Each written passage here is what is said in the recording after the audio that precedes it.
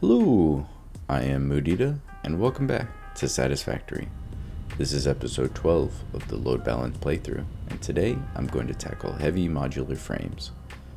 I have almost all the alternate recipes available to me, so I'm going to utilize the solid steel ingots, encased industrial pipe, cast screws, and heavy encased frame recipes.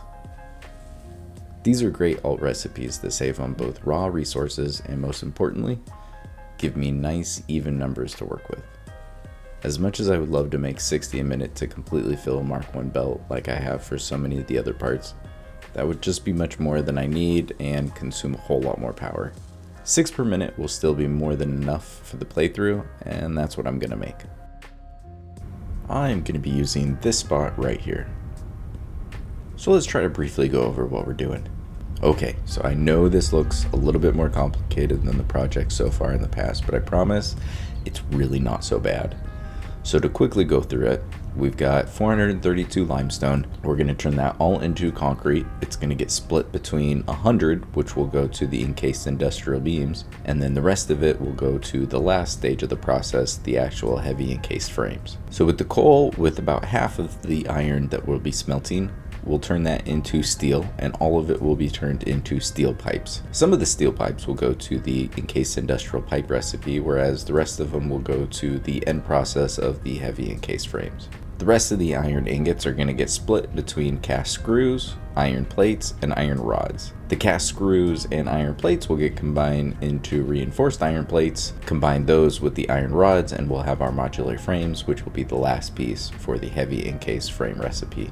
When all is said and done, we'll have 6 heavy modular frames headed to storage. Let's quickly go over the blueprints we'll be using.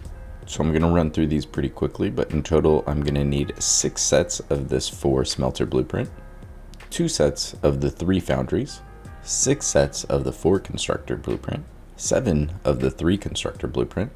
The modular frames need 8 assemblers, so I'll need 4 sets of these 2 assembler blueprints. I'll need 2 sets of the 5 assembler blueprints, both A and B. And last but not least, I have 3 different versions of manufacturers that all fit together to give me the 3 manufacturers I need to give me all 6 heavy modular frames. Let me get these towers built and we'll fill them up with all these blueprints. Now that the towers are in place, let's fill it with all these blueprints.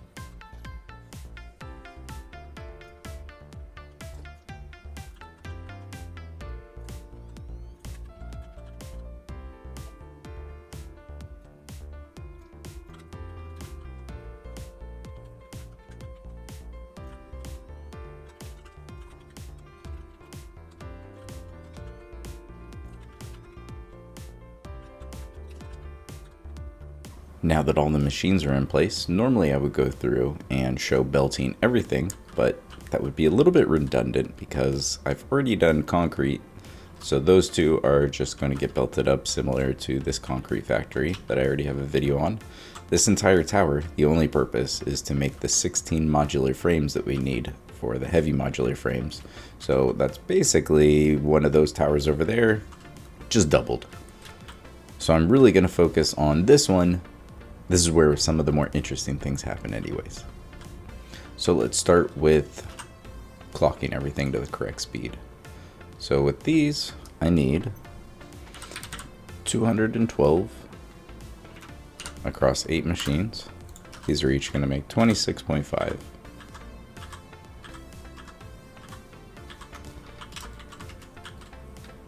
So let's see, so that means all of these are fine to be Mark 1 up until this point, and we'll need Mark 2 here, which means we can pretty much mirror that.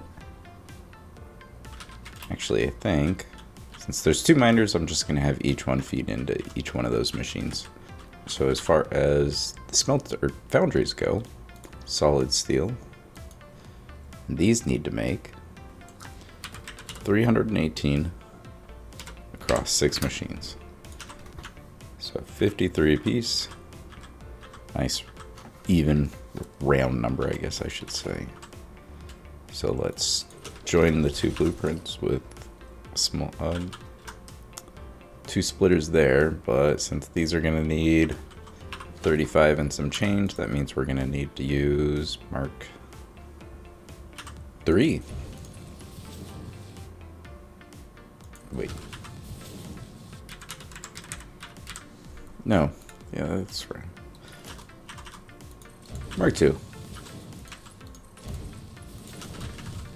Okay, so with these, we'll just bring this up right here.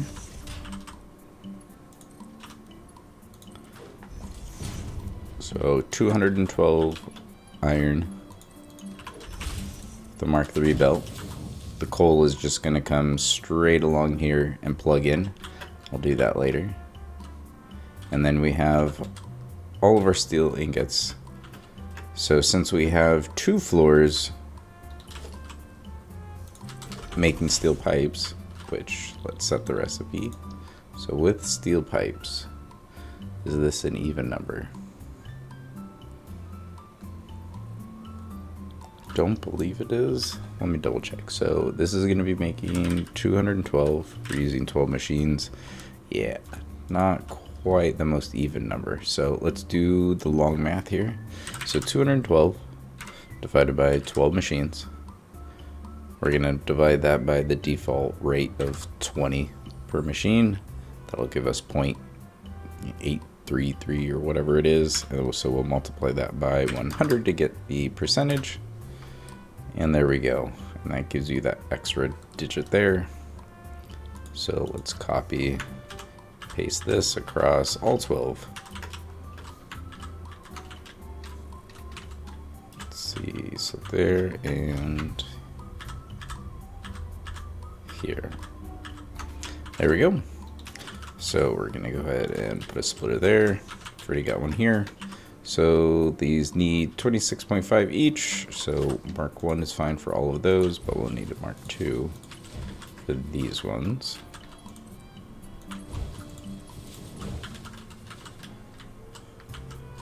So what we're going to do is we're just going to bring these up.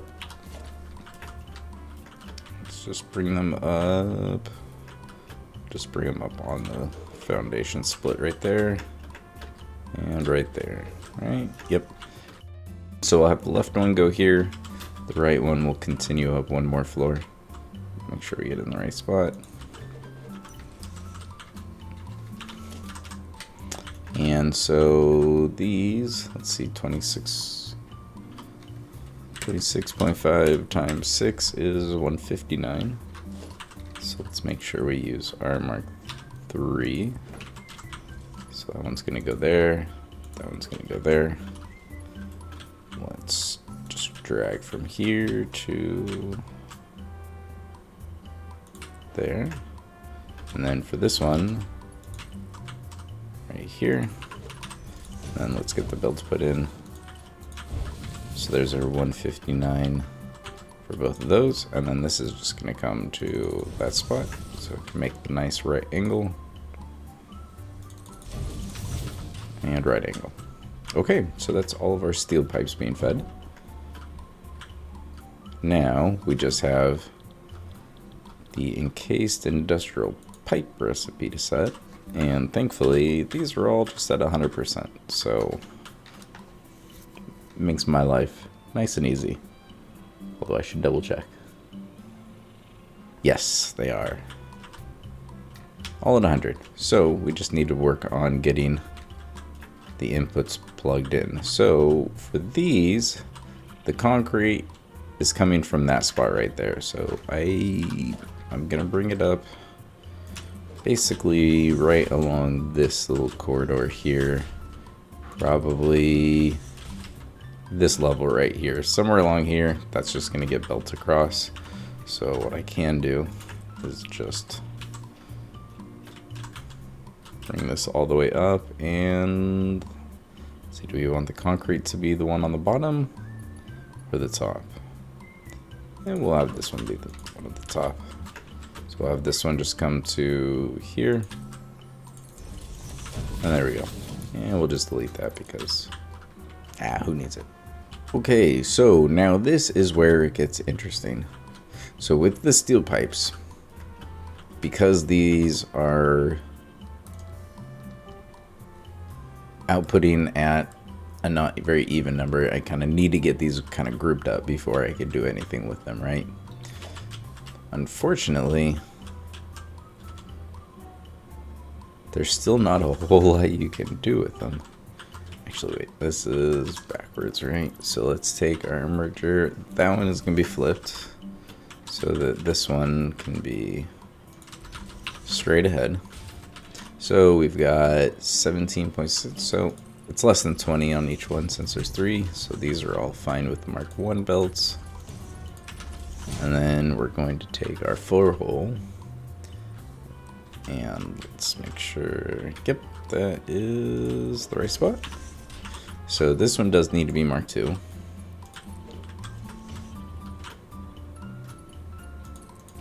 Okay, so this right here has all 212 of our steel pipes. Now the problem is I need to split that between 140 and 72.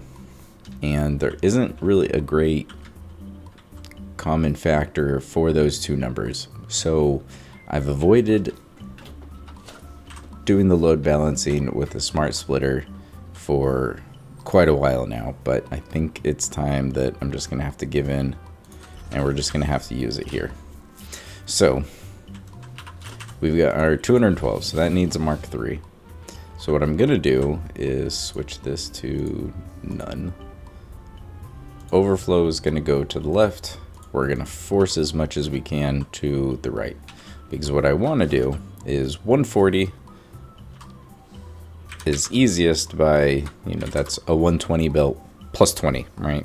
So if I can peel off 60, I can easily split that 3 ways, and then I have my 20. And then I just combine that with a Mark II belt, and I've got my 140. The remainder is the 72. Life is easy. But the issue we run into is this isn't a completely full Mark III belt. It won't have a full 270. There's only 212. So that means every once in a while there's going to be gaps. If one of those gaps lines up in basically the free spot on the Mark I belt, all of a sudden I have either 58 or 59 per minute on the belt, which means there's not a full 60, which means I don't split off the 20 that I'm planning to. It'll be less every once in a while. And granted, in the long run, it'll all work out and it'll be fine. But I would really like it to just work from the get-go. So the way to solve this problem, if this is a full belt, there's no issue. I could just put a Mark I and life's good. Since it's not completely full, what I need to do, I need to use a Mark II or Mark III belt, and then the rest can be Mark I. So what this will do is this will more quickly grab the free parts. You're going to get a belt that's kind of stopping and starting for this section, but it'll make up for the difference when there's gaps in the line. And you're still limiting it to the 60 because of this part of the belt. I don't like the way it looks with the stopping and starting, but it works. It just works. So what we're going to do with that is we're going to peel off 20, and we're going to send that to a merger. So I think I could do the same thing and force the other 120 out, but because I'm not positive with how well that's going to work, I'm going to send the remainder this way. So on this part right here, we had 212. We just siphoned off 60. So there's 152. So this is even less of a full belt. So if I want to send 120 this way, so I want to limit it to the 120, but I'm definitely going to need to use a Mark III. And I need a slightly longer section because there's going to be even bigger gaps on this line because it's almost half full. So this right here is going to work. It's going to work perfectly fine. It's just going to have that stuttering parts of the belts on these two sections right here, which I don't love the way that it looks, but it is very functional. So I do need to split this all three ways to get my 20 on each one. So what we're going to do is we're just going to throw down a merger.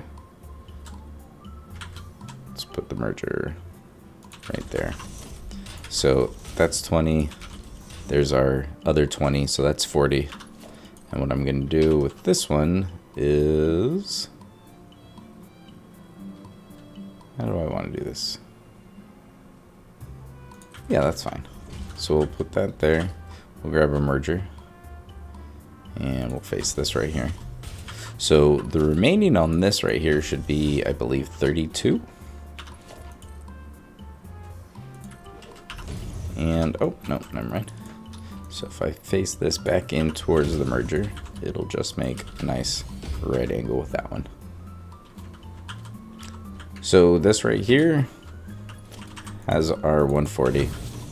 This right here has our 72. So obviously you could condense this down a little bit, but you do need to give yourself enough room for the whole two different speed belt thing to work here. But I'll show you when we're booting everything up. This will work. Just not the prettiest in my opinion. But that splits our pipes up. So now we can take the 140. So I think if I line this up,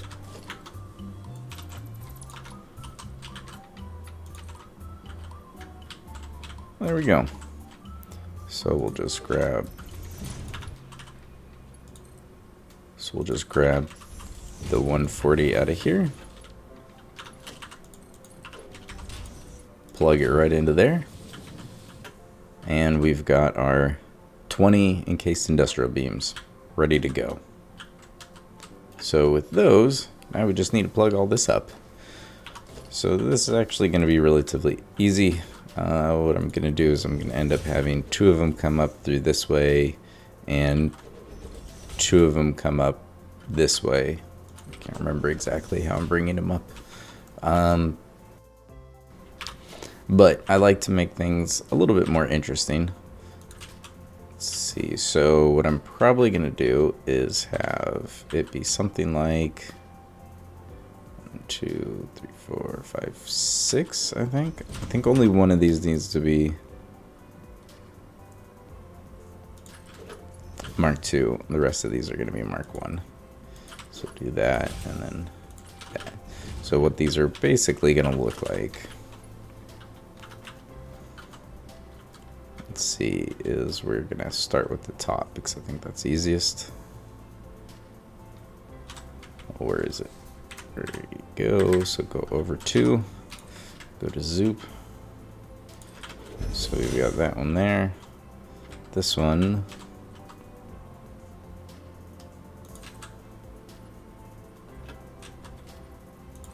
Right there. And then these ones are going to come this way. And I'm pretty sure that's the right spot. So it's going to look something like this. So these will go here. Plugs right into that one. And the rest of these can be marked 1. So this one will go here and then to there. You go to here. And then the last one just goes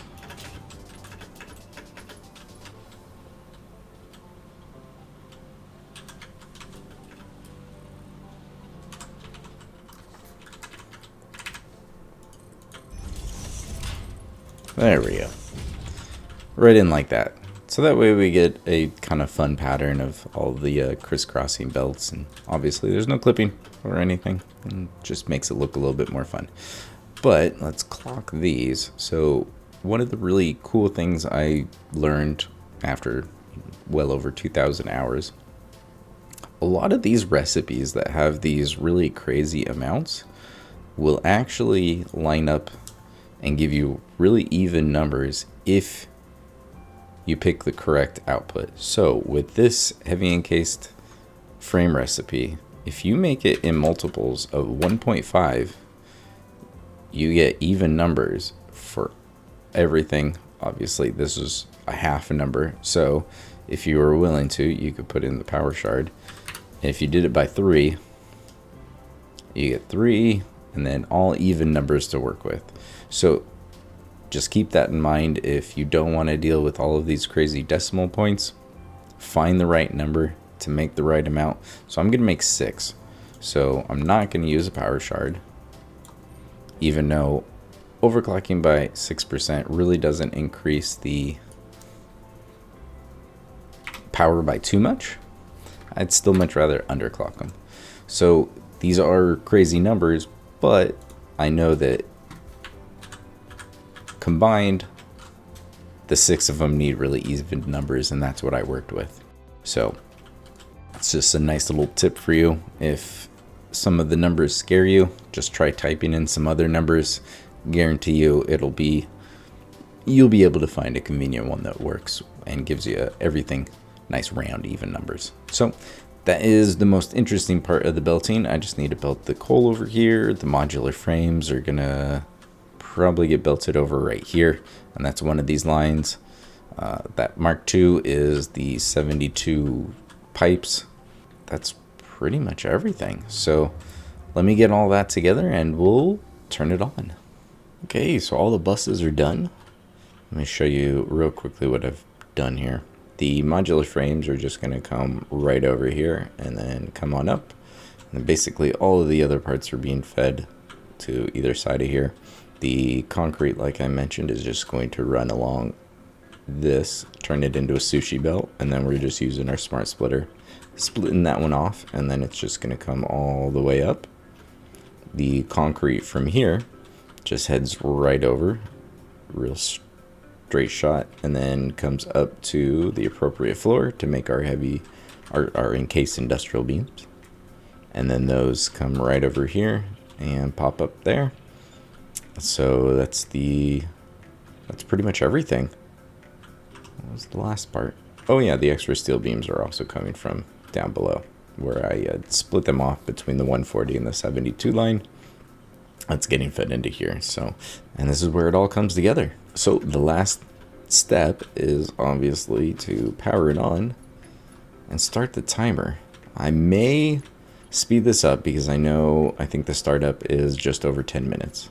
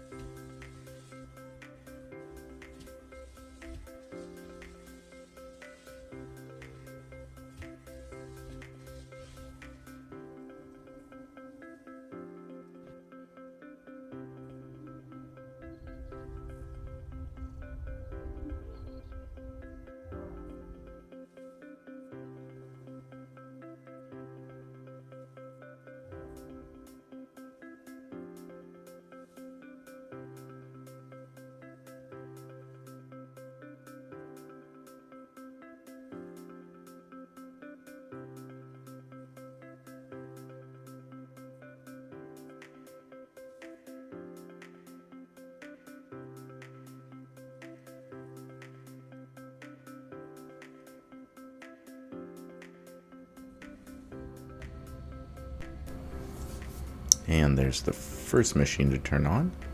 I believe it's 90 seconds to make.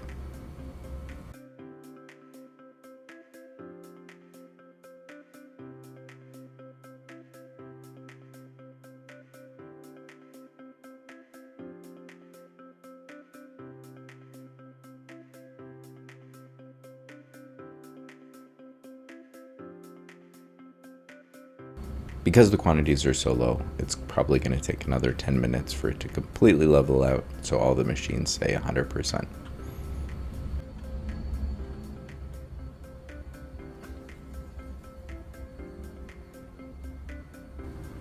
And there's our first 3. And there you have it. There's 6 heavy modular frames a minute headed to my storage with the smart splitter set for the overflow. And that's mission complete. So in the next project, I will be headed back over to the blue crater. I'm going to need to replace that temporary plastic and rubber factory with a real one, so I can send both of those to storage, and then I can start on the electronics, including computers and possibly even supercomputers. So look forward to that, and thanks for watching.